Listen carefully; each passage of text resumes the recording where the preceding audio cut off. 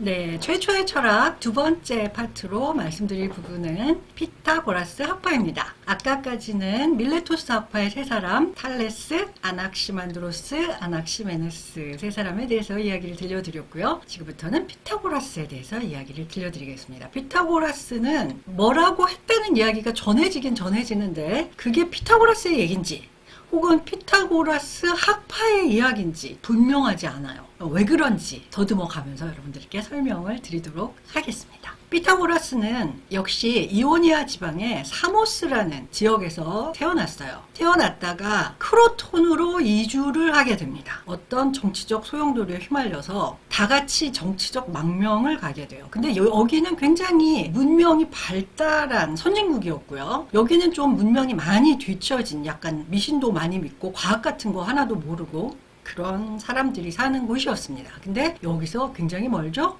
이쪽까지 이동을 하게 됩니다. 지금의 이제 이탈리아 남부 쪽이죠. 여기서 살다가 또 다시 누군가의 박해 때문에 메타폰티온이라는 곳으로 조금 북쪽으로 도망가듯이 이사를 가게 되는데요. 이주를 하게 되는데요. 여기서 결국 생을 마치게 됐다고 합니다. 즉 여기서 태어나서 여기서 주로 활동을 많이 했고요. 예, 여기에서 일생을 마치게 된 그런 사람입니다. 그러니까 우리가 지금 하는 이 그리스 지역에서만 활동하지 않았던 그리스 철학자들이 굉장히 많다는 걸 여러분 아실 수 있죠. 터키에서 태어나서 지금으로 치면 이탈리아에서 살다가 돌아가신 분이 바로 피타고라스입니다. 이오니아에서 온 현자라고 불렸어요. 무슨 얘기냐? 이오니아는 당시에 문명이 굉장히 발달된 곳이었다 그랬죠. 거기에서 어디로 왔냐? 크로톤으로 온 현자. 아주 박식하고 똑똑한 사람이다. 사모스 섬에서 태어난 귀족 출신인데요. 젊어서는 밀레토스, 이집트, 메소포타미아까지 두루두루 여행을 다녔어요. 아까 탈레스도 이집트랑 메소포타미아를 다녔다고 하는데 이때는 이렇게 많이 여행을 다닌 사람이 박식해지는 때였죠.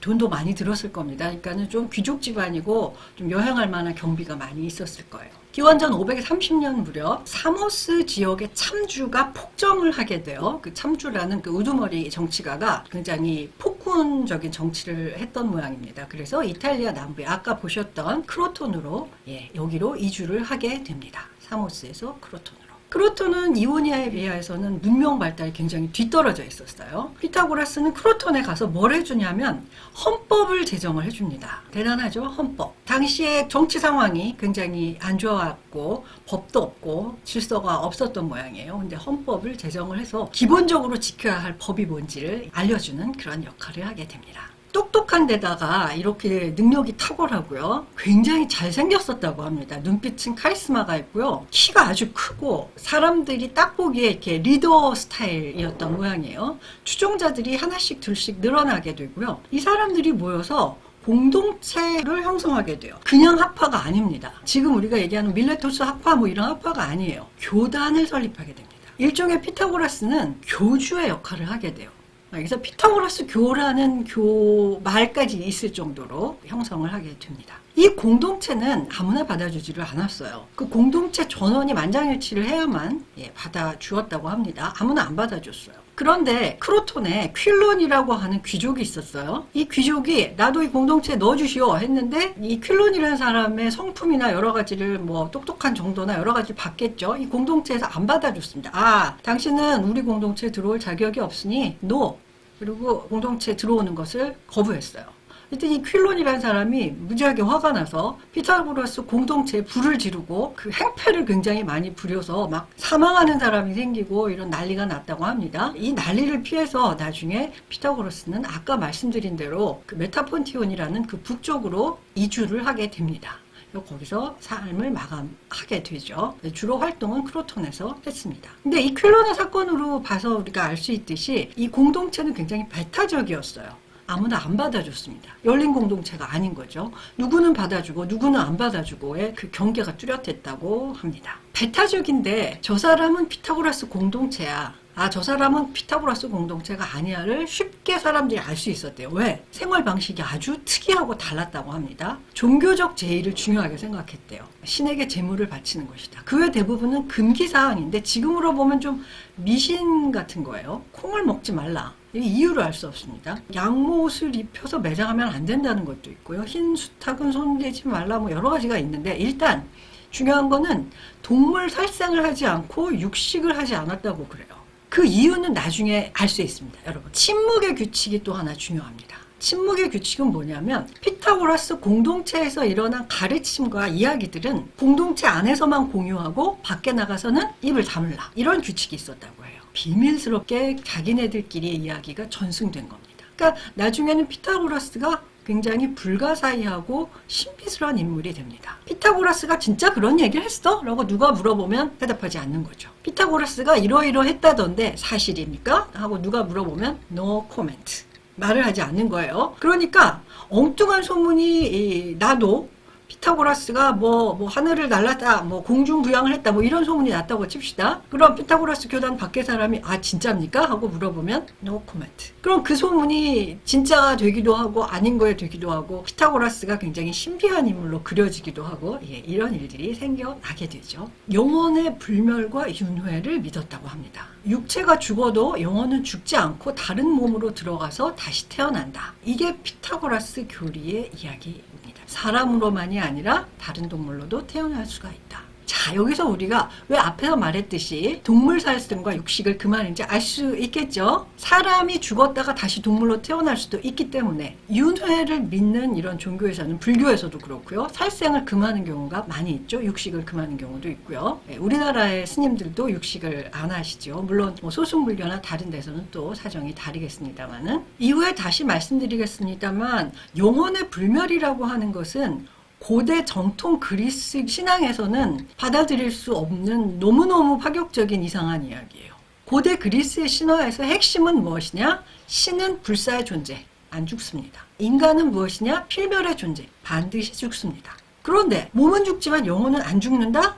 그럼 사람의 영혼이라고 하는 것은 신과 같은 그런 속성이다? 이것은 고대 그리스 정통 종교에서는 생각을 할 수 없는 일입니다. 이런 생각이 도대체 어디서 왔을까? 오르페우스교에서 온 것이 아니겠느냐? 이런 이야기가 있습니다. 오르페우스교는 무엇이냐면 민간 신앙의 한 종파인데요. 영혼 불멸, 윤회, 그리고 영혼의 정화를 믿었습니다. 영혼의 정화라고 하는 것은, 정화는 지금 우리가 말하는 카타르시스입니다. 카타르시스는 우리가 뭔가 시원해진다, 뭐 울고 나니 카타르시스가 됐다, 뭐 이런 식의 이야기로 뭐 스트레스가 풀려서 카타르시스가 됐다, 이렇게 얘기를 하고 있는데, 더럽혀진 것을 깨끗하게 씻어낸다라는 뜻입니다. 영혼이 깨끗해지면 윤회에서 벗어날 수 있다, 이렇게 보았던 것이죠. 오르페우스 교라는 교가 있습니다. 여러분, 오르페우스 많이 들어보셨나요? 다음 그림 한번 보실까요? 4세기 로마 조각입니다. 오르페우스는 굉장히 아름다운 음악, 리라를 연주할 수 있는 게 리라라는 악기인데요. 리라를 연주하는데 너무나 아름다웠기 때문에 사람들만 모여드는 것이 아니라 동물들도 또 사람들도 넋을 놓고 이 음악을 들으면서 즐겼다고 해요. 이건 흑인 오르페라고 하는 뮤지컬 영화입니다. 1959년 옛날 영화인데요. 이 모티브,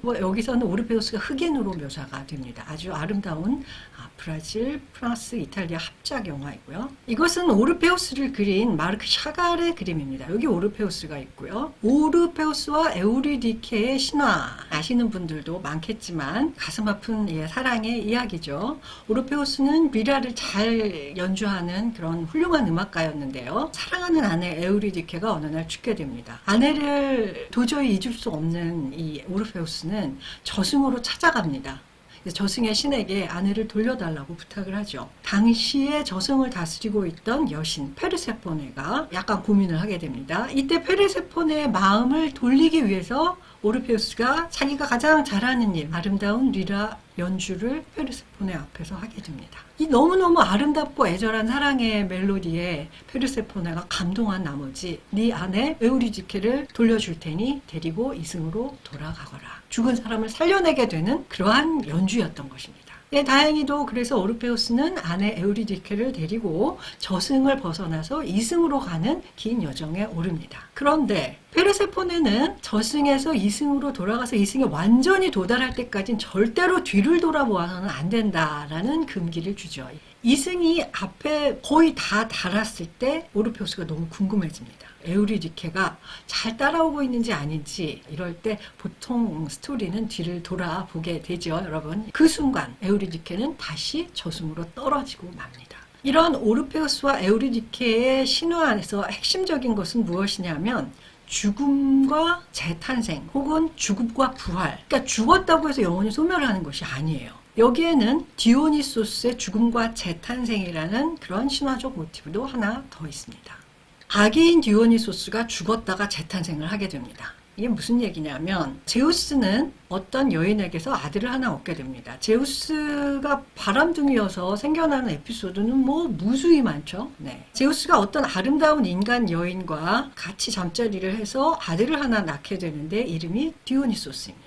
제우스의 아내 헤라가 또 질투에 사로잡히게 되죠. 질투에 사로잡혀서 티탄족, 제우스의 명으로 해서 다 타르타르스에 갇혀있는 티탄족들을 시켜서 어린 디오니소스를 죽이라고 명령을 합니다. 그래서 티탄 2명이 와가지고 이 어린 디오니소스를 납치해서 다 갈기갈기 찢어서 심장만 남기고 나머지 조각을 다 먹어치웠어요. 혹은 심장은 아직 덜 먹었을 때 제우스가 그것을 보게 됩니다. 끔찍한 장면이죠. 이것을 보고 가슴이 아팠던 제우스가 티탄을 전부 불에 태워버립니다. 그리고 미처 먹지 못하고 남아있던 심장을 셀레네라는 여인의 자궁에 넣어서 다시 탄생을 하게 만듭니다. 그래서 디오니소스는 한번 죽었다가 다시 태어나는 그러한 이미지의 신으로 남아 있습니다. 굉장히 특이한 탄생이에요. 그리고 이 티탄이 타버린 이 재를 뭉쳐가지고 뭘 만드는데 무엇이냐면 바로 인간이 되게 했습니다.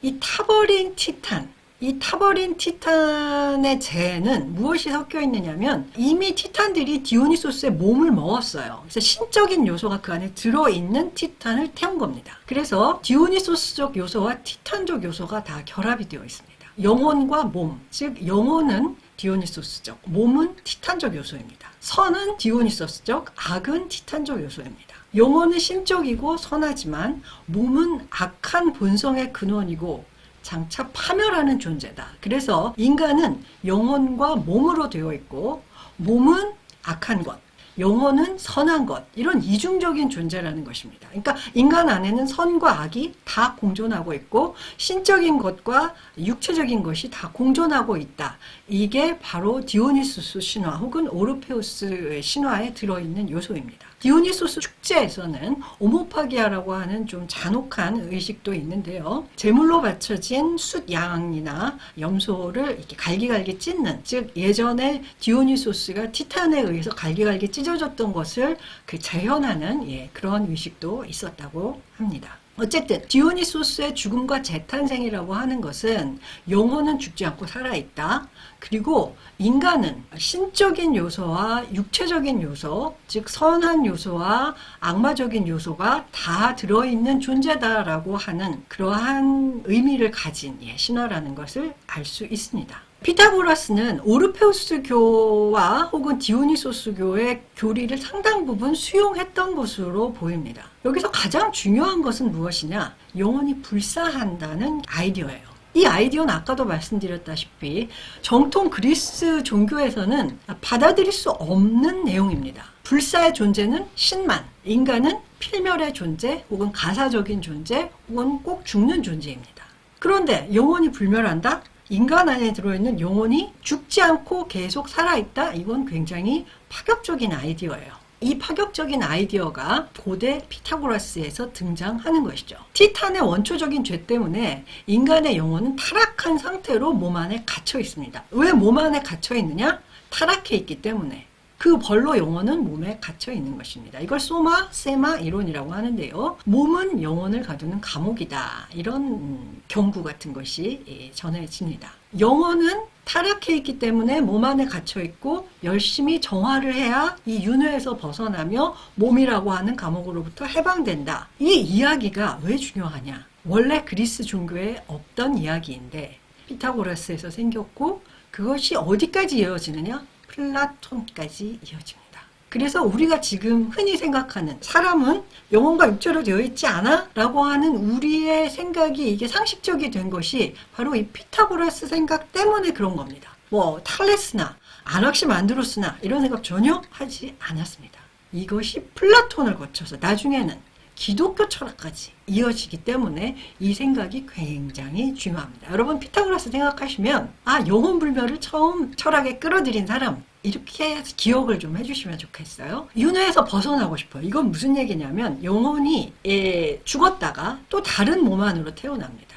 그럼 그 몸 안에서 또 고생을 해요. 가진 고생을 다 하겠죠. 또 죽었다가 또 다른 몸으로 태어납니다. 그 몸은 인간일 수도 있고 다른 몸일 수도 있습니다. 피타고라스가 하루는 길을 가다가 어떤 사람이 개를 막 때리는 걸 보고, 그럼 개가 막 울부짖겠죠. 아파서. 그걸 보고 멈춰라. 그 개의 영혼은 내 친구의 영혼이다. 얼마 전에 죽은 내 친구가 지금 나를 부르면서 우는 소리를 나는 알아들었다. 뭐 이런 말을 했다고 전해지는데요. 개에게도 사람의 영혼이 들어가는 겁니다. 그러니까 어쨌거나 윤회를 안 하는 게 좋아요. 즉 다른 몸으로 계속 태어나는 것보다는 윤회의 사슬에서 벗어나는 게 좋습니다. 그러려면 영혼을 정화해야 돼요. 영혼이 깨끗해져야 다시 몸이라는 감옥으로 안 들어가는 겁니다. 몸이라는 감옥으로 들어가는 거는 아직 덜 깨끗해졌기 때문에, 타락한 영혼이기 때문에 그런 거거든요. 윤회에서 벗어나려면 피타고라스적인 삶의 어떤 경건한 방식을 따라야 되고요. 또 하나는 학문적 훈련을 해야 됩니다. 영혼을 깨끗하게 만들어야 돼요. 특히 우주의 원리와 본성에 대해서 학문적으로 배워야 되는데요. 여기서 중요한 학문이 4가지가 나옵니다. 음악, 수학, 천문학, 철학. 철학은 조금 빼고요. 수학, 음악, 천문학 3가지의 공통점은 무엇이냐면 이것이 전부 다 비율이라는 것입니다. 협화음의 수학 한번 볼까요? 협화음에서 등장하는 비율은 2대1, 3대2, 4대3.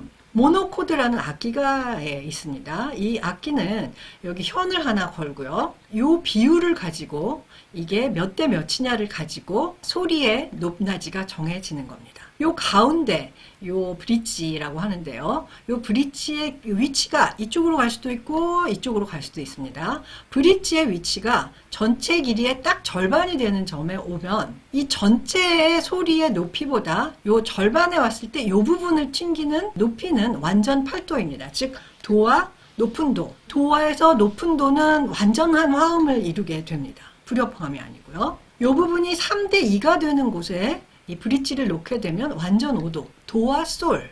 도와 솔도 협화음이에요. 그 다음에 이 비율이 4대 3이 되는 부분이 돼서 전체와 이 부분을 튕기게 되면 완전 4도. 도와 파의 음이 나게 된다고 합니다. 즉 화음을 이루는 그 비율이 정수비라는 것을 피타고라스가 알아내고 굉장히 좋아하고 기뻐했다고 해요. 귀에 아름답게 들리는 조화가 사실은 우리 이성으로 생각할 수 있는 수학의 정수비였다는 것이죠. 협화음에서 등장하는 이 비율은 간단한 정수비로 나타내집니다. 아름답고 조화로운 이 화음의 원리가 수학이었다는 것. 이것이 피타고라스가 굉장히 기뻐하면서 알아낸 발견이에요. 따라서 우주도 이런 화음과 마찬가지로 아름답고 조화로우니까 어떤 비율을 가지고 있을 것이다 라고 생각을 했다고 합니다.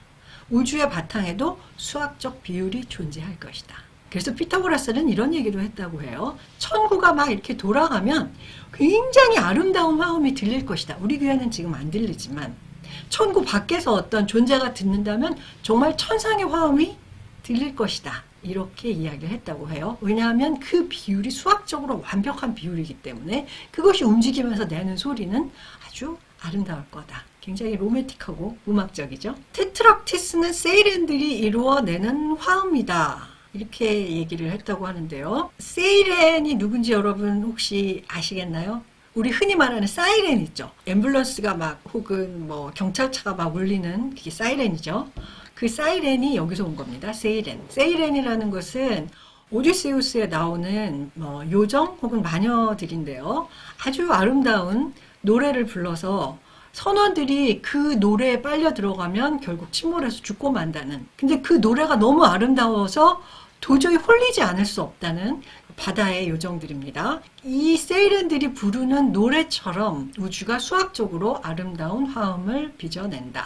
자기는 이 노래를 맨날 듣는다라고 피타고라스가 했다고 하는데 진짜 피타고라스가 이런 말을 했는지 아니면 아까 말씀드린 것처럼 헛소문인데 진짜처럼 굳어진 것인지 거기까지는 우리가 알 수가 없습니다. 천구가 화음을 내면서 돌아간다. 수학적 천문학의 초기 형태입니다. 이걸 처음 생각한 사람이 피타고라스였던 것이죠. 세이렌이라는 어떤 요정, 신화적인 이름을 끌어들이긴 하지만 피타고라스의 의도는 자연현상에 정확한 수학적 질서가 내재해 있다는 사실을 알리려던 것이죠. 그래서 이것은 신화가 아닌 자연철학의 전통이다, 이렇게 얘기를 할 수가 있겠습니다. 테트락티스라는 게 무엇이냐, 요거 조금 설명을 드릴게요. 자, 여기 아테네 학당이 있고요. 여기 앉아있는 이분이 바로 피타고라스입니다. 요 앞에 요거를 이제 확대한 것이 여기 있고요. 요 앞에 이 그림판이 보이죠? 이 그림판을 좀 똑바로 그려놓은 것이 이것입니다. 테트락티스는 요것이에요. 이 세모 4, 3, 2, 1. 이걸 다 더하면 얼마가 됩니까? 10이 되죠. 1 더하기 2 더하기 3 더하기 4. 이게 완전수라는 것입니다. 1로 봐도 4개죠. 1로 봐도 4개. 이쪽으로 봐도 4개. 가운데는 하나가 있고요. 이런 이 삼각형의 모습을 테트락티스 이렇게 이야기했던 것입니다. 10을 나타내는 x가 여기 있죠. 네, 이게 10이라는 뜻이고요. 이 테트락티스가 완전수를 의미합니다. 1, 2, 3, 4를 더하면 완전수가 된다는 것인데요. 1이라는 거는 점, 2는 선, 3은 면, 4는 입체를 뜻한다. 이렇게 해서 이 만물은 1, 2, 3, 4로 이루어져 있다. 이런 얘기를 했다는 뜬소문이 전해집니다. 사실은 피타고라스는 그런 말을 한 적은 없습니다. 이 피타고라스 학파들은 이 도형을 아주 신성시했다고 그렇게 알려져 있죠. 천구의 화음이론, 수학적 천문학의 초기 형태, 수학을 천문학에 끌어들인 사람으로서 중요한 자연철학자 중에 한 명이다, 이렇게 볼 수 있겠습니다. 몇 가지 오해가 전해지고 있는데요. 피타고라스에 대한 오해를 좀 들여다볼까요? 만물의 근원은 수다? 이렇게 말했나요? 네, 이거는 피타고라스가 이런 말을 한 적이 없습니다. 여러분들 소크라테스 이전 단편 철학자들의 이 책에 보시면 피타고라스의 단편들이 많이 나오는데요. 피타고라스가 한 단편 중에 만물의 근원, 즉 아르케는 수다, 이렇게 말한 것 없습니다. 네, 다른 이야기들은 많이 나와요. 우주의 수학적 원리가 내재한다 정도를 가지고 사람들이 나중에 이렇게 정리해서 푸른 것이라고 할 수 있겠죠. 피타고라스의 정리 있죠. 직사각형에서 a제곱 더하기 b제곱, 두 직각을 나타내는 변의 길이를 a제곱 더하기 b제곱은 c제곱, 이렇게 나타내는 거 여러분 아시죠? 이거 피타고라스가 발견했나요? 네, 그렇지 않습니다. 피타고라스의 정리는 기원전 3000년경에 이미 알려져 있었어요. 특히 이집트 지방에. 아까 이야기했죠. 나일강의 범람 때문에 땅을 측정하는 기하학 기술이 발달했는데 이때 이미 다 알려져 있었고요. 이 정리를 이미 실생활에도 이용을 하고 있었습니다. 피타고라스 정리를 이용해서 멀리 떨어진 곳에 배의 거리를 측정하기도 했고요. 피타고라스 수 3대 4대 5 혹은 5대 12대 13 이런 것도 이미 알려져 있었다고 합니다. 그런데 피타고라스가 널리 알려진 그 도식을 발견했을 때, 즉 a제곱 더하기 b제곱은 c제곱, 이런 도식을 발견했을 때 그 일로 그는 유명한 황소제사를 거행했다고 하는 디오게나스 라에르티오스라고 하는 유명한 철학자들의 생애와 사상을 전해준 그 책에 이 이야기가 나옵니다. 이 도식을 발견하고 기뻐서 제사를 지냈다는 거예요. 무슨 좋은 일, 기쁜 일 있으면 신에게 제물을 바치고 제사를 지내는 것이 이 피타고라스 교단에서는 굉장히 중요한 일이었습니다. 너무 기쁜 나머지 그 유명한 황소 제사를 거행했대요. 그 유명한 황소 제사가 언어로는 헤카톤베라고 되어 있습니다. 헤카톤베라는 얘기는 뭐냐면 황소 100마리를 바치는 어마어마한 제사예요. 진짜로 100마리인지 아니면 많은 황소를 바쳤다는 뜻인지 확인할 길은 없습니다만은 황소가 정말 100마리면 비용이 어마어마하게 들었겠죠. 아주 거대한 규모의 제사였을 거고요. 이 발견이 너무 기뻐서 이러한 제사를 지냈다, 이렇게 알려지고 있습니다. 피타고라스 정리는 피타고라스가 발견한 것은 아닙니다.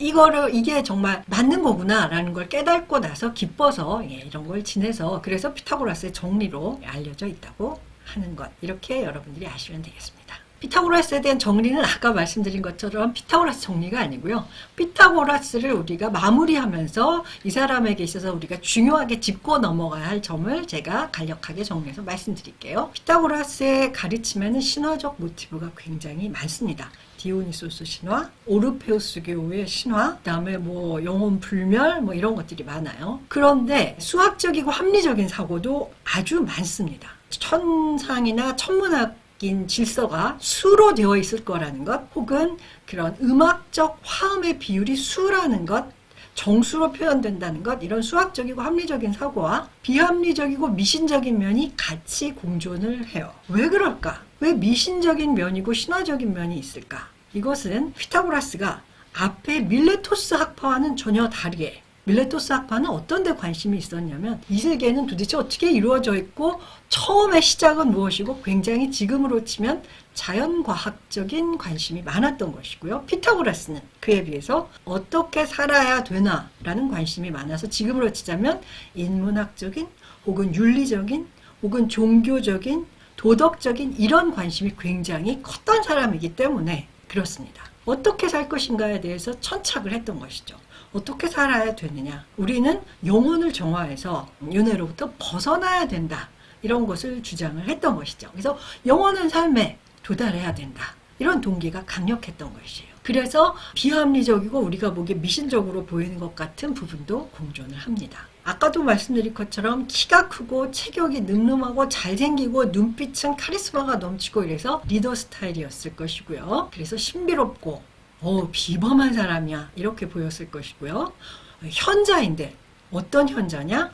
과학에도 능통해 있고 종교적 지도자이고 철학, 당시에 모든 학문 일반을 철학이라고 한다고 했죠. 모르는 것이 없고 그리고 도덕적으로도 탁월한 그런 인물로 보였을 거라고 추측을 할 수 있습니다. 이런 모든 것들이 혼합되어 있는 불가사의하면서도 뭔가 카리스마 있는 그러한 인물이었던 것이고요. 진짜로 피타고라스가 한 말이 뭐냐는 우리가 베일에 싸려서 알 수가 없어요. 아까 말씀드린 것처럼 피타고라스 공동체는 침묵의 규칙이 있어서 자기네 공동체 얘기를 외부로 발설하는 걸 극도로 꺼렸었죠. 그래서 사람들이 나름대로 추론을 해볼 수만 있을 뿐이지 어디서부터 어디까지가 피타고라스 이야기고 어디서부터 어디까지가 피타고라스 제자들의 이야기를 덧붙인 것이고 우리는 그것을 알 길이 없습니다. 굉장히 신비에 쌓인 인물이죠. 그래서 이 피타고라스보다 한 세대 뒤로 가게 되면 보다 조금 더 학문에 가까워지고 미신적 요소는 더 벗어버린 그런 높은 수준의 철학적 통찰이 이 뒤이어서 등장을 하게 됩니다. 여러분, 피타고라스에서는 영혼 불멸 사상이 등장했다는 것, 그것이 플라톤에게로 이어졌다는 것을 꼭 기억해 주시기 바랍니다. 세상 친절한 철학사 두 번째 시간, 최초의 철학자들 밀레토스 학파와 피타고라스의 이야기를 여기서 마치겠습니다. 들어주셔서 대단히 감사합니다. 다음 시간에 또 뵙겠습니다.